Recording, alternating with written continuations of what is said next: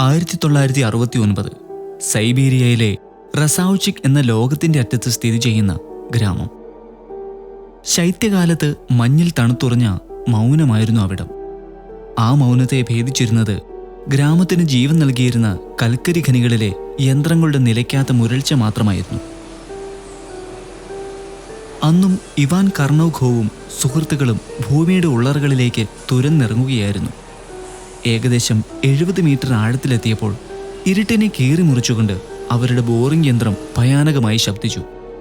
കൽക്കരിയുടെ പാളികൾക്കിടയിൽ ഉണ്ടാകാൻ പാടില്ലാത്ത കഠിനമായ എന്തോ ഒന്നിൽ അത് തട്ടിനിന്നു. ഭയവും ആകാംക്ഷയും നിറഞ്ഞ മനസ്സോടെ അവർ ആ ഭാഗത്തെ കൽക്കരി ശ്രദ്ധയോടെ നീക്കം ചെയ്തു. കറുത്ത കൽക്കരിക്ക് നടുവിൽ തൂവെള്ള നിറത്തിൽ തിളങ്ങുന്ന ഒരു മാർബിൾ ശവപ്പെട്ടി. അമ്പരന്ന് പോയ അവർ മുകളിലേക്ക് വിവരമറിയിച്ചു. ഖനിയിലെ ജോലികൾ നിർത്തിവെച്ച് എല്ലാവരും ആ അത്ഭുതം കാണാനെത്തി. മണിക്കൂറുകളുടെ പരിശ്രമത്തിനൊടുവിൽ ആ വലിയ ശവപ്പെട്ടി അവർ മുകളിലെത്തിച്ചു. അതിന്റെ അടപ്പ് തുറക്കാൻ ശ്രമിച്ചപ്പോൾ അവർ വീണ്ടും ഞെട്ടി. മാർബിൾ പെട്ടിക്കുള്ളിൽ ലോഹം കൊണ്ട് നിർമ്മിച്ച വിചിത്രമായ പ്രകാശത്തോടെ തിളങ്ങുന്ന മറ്റൊന്ന്. അത് തുറന്നതോടെ അവരുടെ എല്ലാം ശ്വാസം ഒരു നിമിഷം നിലച്ചുപോയി.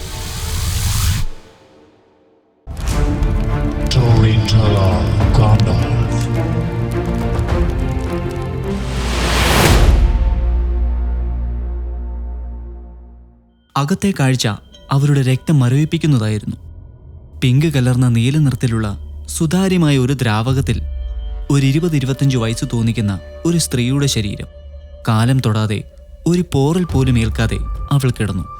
വെളുത്ത ലേസ് വസ്ത്രം ധരിച്ച് സ്വർണ്ണ നിറമുള്ള മുടിയിഴകൾ നെറ്റിയിലേക്ക് വീണ് കിടക്കുന്നു. നീല കണ്ണുകൾ പാതിയടഞ്ഞ് മുഖത്തൊരു ചെറുപുഞ്ചിരിയോടെ അവൾ സമാധാനമായി ഉറങ്ങുന്നത് പോലെ തോന്നി. അവളുടെ ചർമ്മം അപ്പോഴും ജീവനുള്ളതുപോലെ മൃദുവായിരുന്നു. ഇവൾ മരിച്ചിട്ടില്ല, ആരോ വിറയലോടെ പറഞ്ഞു. അവൾ ആരായിരുന്നു? ഈ ശവപ്പെട്ടി എങ്ങനെ ലക്ഷക്കണക്കിന് വർഷങ്ങൾ പഴക്കമുള്ള കൽക്കരി പാളികൾക്കിടയിലെത്തി? ആ ദ്രാവകത്തിന് പൂക്കളുടെ ഗന്ധമുണ്ടായിരുന്നു. തൊഴിലാളികളിൽ ഒരാളായ അനറ്റോലി കൗതുകം അടക്കാനാവാതെ ആ ദ്രാവകം ഒന്ന് രുചിച്ചു നോക്കി. ഒരാഴ്ചക്കകം അയാൾക്ക് മാനസിക നില തെറ്റിത്തുടങ്ങിയിരുന്നു. വിവരമറിഞ്ഞ അധികാരികൾ എത്തിയപ്പോൾ മാത്രമാണ് അവർ ആ സ്ത്രീയുടെ ശരീരത്തിലെ മറ്റു വിചിത്രമായ കാര്യങ്ങൾ ശ്രദ്ധിച്ചത്. അവളുടെ ഓരോ കൈയിലും 6 വിരലുകൾ വീതമുണ്ടായിരുന്നു. നെഞ്ചിലൊരു നക്ഷത്രത്തിന്റെ ആകൃതിയിൽ പച്ച കുത്തിയിരുന്നു. ചിലർക്ക് അവളുടെ നെറ്റിയിൽ നേരിയതായി മൂന്നാമതൊരു കണ്ണിന്റെ അടയാളമുള്ളതായി തോന്നി. ആ കണ്ടെത്തൽ ഗ്രാമത്തിൽ നിന്ന് രാജ്യ തലസ്ഥാനത്തേക്ക് മിന്നൽ വേഗത്തിൽ പടർന്നു. ഒരു സായാഹ്നത്തിൽ ഗ്രാമത്തിന്റെ നിശബ്ദതയെ കീറി മുറിച്ചുകൊണ്ട് കറുത്ത വാഹനങ്ങളുടെ ഒരു നീണ്ട നിര കൽക്കരി ഖനി ലക്ഷ്യമാക്കി പാഞ്ഞു വന്നു. KGB ഉദ്യോഗസ്ഥർ ഖനി വളഞ്ഞു. ശവപ്പെട്ടിയും അതിലെ ശരീരവും ഒരു ഹെലികോപ്റ്ററിൽ കയറ്റി അവർ അജ്ഞാതമായ ഒരിടത്തേക്ക് കൊണ്ടുപോയി. അന്നു മുതൽ ആ കണ്ടെത്തലിന് സാക്ഷികളായവർ ഓരോരുത്തരായി ദുരൂഹ സാഹചര്യങ്ങളിൽ ഇല്ലാതാവാൻ തുടങ്ങി.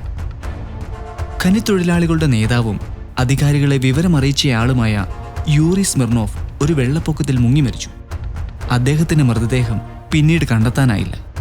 രാജകുമാരിയെ ആദ്യം കണ്ട ഇവാൻ കർണോഖോവ് ഒരു വാഹനാപകടത്തിൽ കൊല്ലപ്പെട്ടു.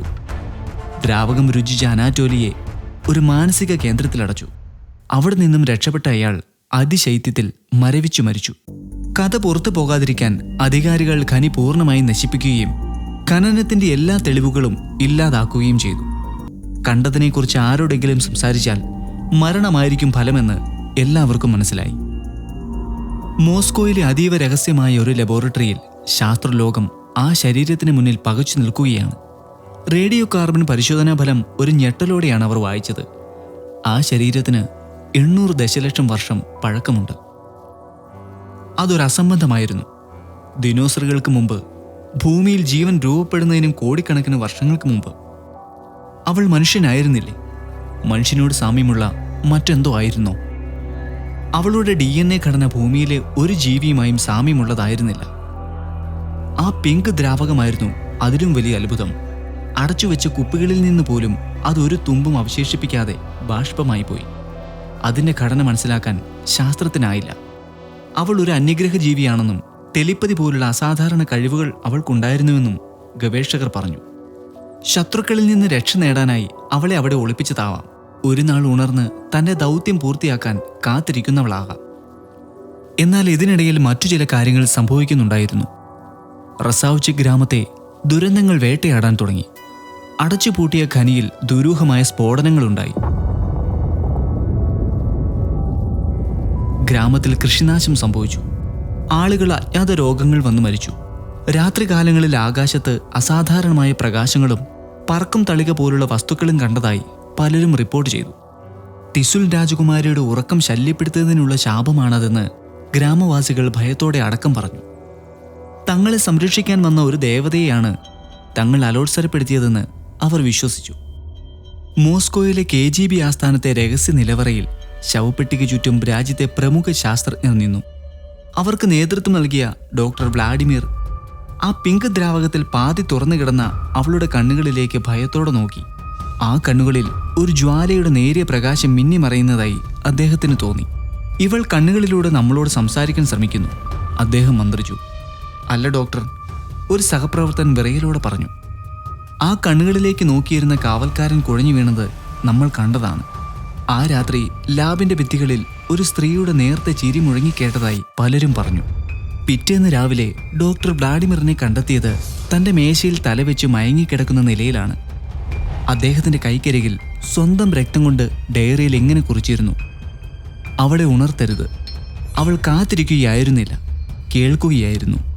അദ്ദേഹത്തിന്റെ മൃതദേഹത്തിനപ്പുറം മുറിയിലെ തണുത്തുറഞ്ഞ നിശബ്ദതയിൽ ശവപ്പെട്ടിക്കുള്ളിലെ പിങ്ക് ദ്രാവകത്തിൽ ഒരു ചെറിയ കുമിള പതുക്കെ ഉയർന്നു പൊങ്ങി. 800 ദശലക്ഷം വർഷത്തെ ഉറക്കം അവിടെ അവസാനിക്കുകയായിരുന്നു.